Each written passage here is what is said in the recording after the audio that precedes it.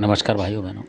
नवरात्रि के अवसर पे मैं आपको बीच बीच में देवियों की वीडियो आपको डाला करूँगा ताकि माताओं से मिलता जुलता आपको इतिहास पता लगे।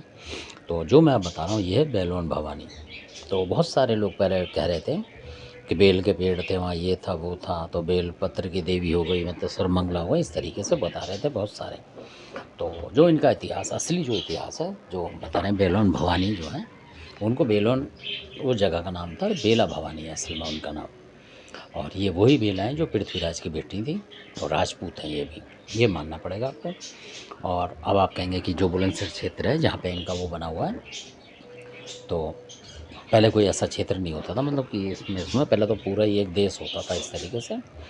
तो जिस वक्त ये वहाँ से चली थी, ब्रह्मा मतलब मारे गए थे, पृथ्वीराज ने इनके पति को मार दिया था, मतलब मिलन नहीं हो पाया था इनका, कहने का मतलब जब शादी हुई थी तो गौना होने के बाद, उसके बाद जब ये आए थे वहाँ लेने के लिए इनको, जैसे बहू बेटी को लेने आते हैं, तो पृथ्वीराज जिद के चक्कर में इनके पीछे लग गए थे, और मतलब इनके पीछे लग गए थे मारने के लिए। तो उन्होंने इनके जो पति थे उनको मार दिया था धोखे से।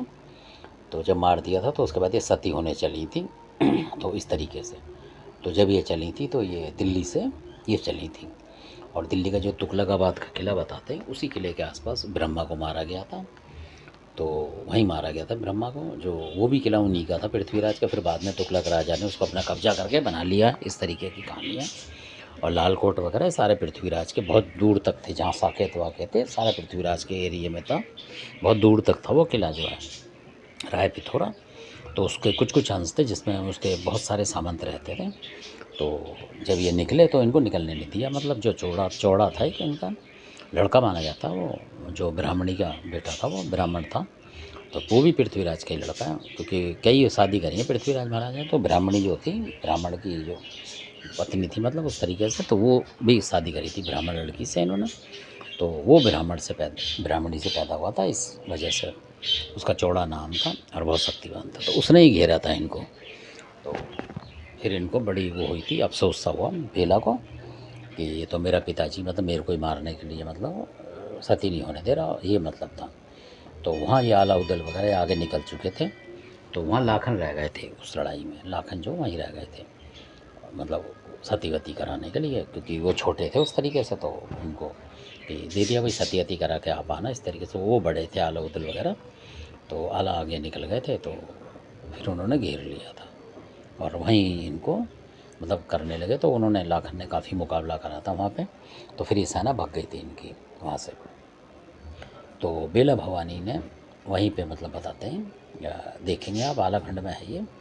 तो वहीं लोगों को उनको श्राप दिया था सबको, दिल्ली को, कि मतलब आपने मेरे को क्या मतलब रेडिया करा, और पूरी दिल्ली में मतलब घर घर में मतलब ज़्यादा मिलेंगे ऐसी, यानी कि उनके आदमी रहेंगे नहीं, मतलब राजा जो थे उनको श्राप दिया था उन्होंने दिल्ली में, कि जिसमें पृथ्वीराज अपने बाप को कि तुमने ऐसा ऐसा कराया मेरे को, मतलब अपने आदमी के साथ भी नहीं रहने दिया एक दिन भी, तो मतलब तुम्हारा यानी कि ऐसा ही होगा कि तो आपके घर में सारी रांड होंगी दिल्ली में, और ये राज तुम्हारा, जो दूसरे रोज आएंगे, दूसरे लोग आएंगे, मतलब वो तुम्हारे राज पर कब्जा करेंगे अब, क्योंकि तुमने अपनी लोगों को, जो बहन बेटियों को ही नहीं रहने दिया, तुमने मार काट मचा दी है, तो अब जो दूसरे लोग आएंगे वो तुम पे कब्जा करेंगे, ये उनका श्राप था।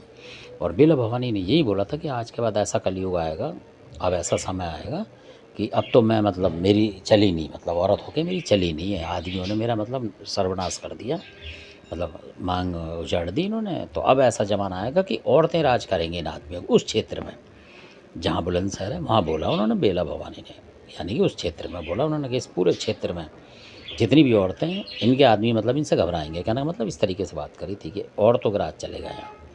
तो ऐसे बोल के फिर वो सती हो गई थी। ये आलाखंड में, ये मेरी तरफ से नहीं है, और आप सुनेंगे तो पता लगेगा। तो आज वाक्य में देखो आपकी स्त्रियों का राज ज़्यादा हो गया आज, क्योंकि चल रही है उनकी। तो ये बेला भवानी का ये एक वो था, दुहाग मान लो आप, उससे श्राप मान लो। तो इस तरीके से, क्योंकि उसकी चलने नहीं दी ना, जो भी थे आदमी वगैरह, ये राजा महाराजा ने उन्हें चलने नहीं दी उनकी, कि अपनी बेटी का भी मतलब सिंदूर मतलब उजाड़ दिया। तो इस तरीके से उन्होंने श्राप दिया था कि आज के बाद से औरतों की बहुत चलेगी, मतलब उन्होंने बोला लेडीज़ की बहुत चलेगी, ऐसे बेबस नहीं रहेगी कोई लेडीज़। तो आज देखो बेबस नहीं है कोई लेडीज़ ज़्यादातर। तो ये प्रभाव तो मालूम पड़ता है, सत्य बात है उनकी। तो आपने फिर उन्होंने वहीं जहाँ मंदिर है वहीं पे उन्होंने मतलब सती हो गई थी वो। तो इस तरीके की उनकी भी कहानी है, ये भी बतानी ज़रूरी है, ताकि नवरात्रि में हर तरीके का आपको बताऊँगा। जो इस तरीके की देवियाँ हैं ग्राम की, उनके बारे में बताऊँगा, और जो वैसी हैं 52 शक्तिपीठ वाली, उनमें से भी जिसका बताऊँगा आपको वो बताऊँगा। गाँव-गाँव में जो जो देवी प्रसिद्ध हैं, तो कई लोगों को पता नहीं कि उनके गाँव में कौन सी देवी है, कौन सी क्या है। तो इस तरीके से सारी जानकारी जो मैंने बुजुर्गों से सुनी है और जो इतिहास में है वो सारी आपको बताऊँगा, ताकि आपको भी इन चीज़ों का ज्ञान पता लगे कि आप जिस देवी को पूज रहे हैं वो है कौन, ये पता लगना चाहिए आपको। जैसे बहुत से सर्वमंगला करके पूछते हैं तो ना वो समझते हैं वहाँ पार्वती माता है, ये वो आजकल ऐसे कर देते हैं, हर जगह ही माता पार्वती बता देते हैं। तो ये सब राजपूतों की बेटियाँ हैं ये भी, और जो बेलोन भवानी मैंने बताई है आपको, ये भी वही है बेलोन वाली। तो इस तरीके से है।